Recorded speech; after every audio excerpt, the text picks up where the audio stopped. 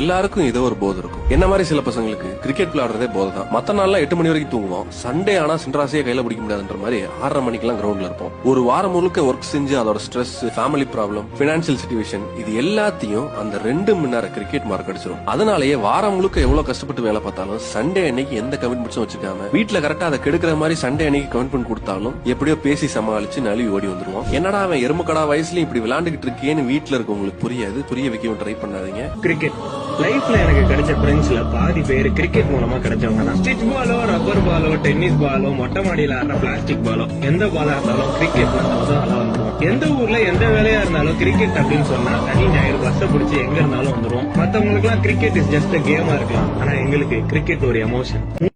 தம்பி, முதல் ஸ்டெப் தான் கஷ்டம். அந்த கஷ்டத்திலும் இருக்கிற வாய்ப்பை பாக்குறவங்க ஜெயிக்கிறாங்க. மத்ததெல்லாம் கொஞ்சம் ஈஸியா தான் இருக்கு. எப்படின்னா விட்டுறாதீங்க, புடிச்சு வந்துருங்க. நம்ம வரணும்.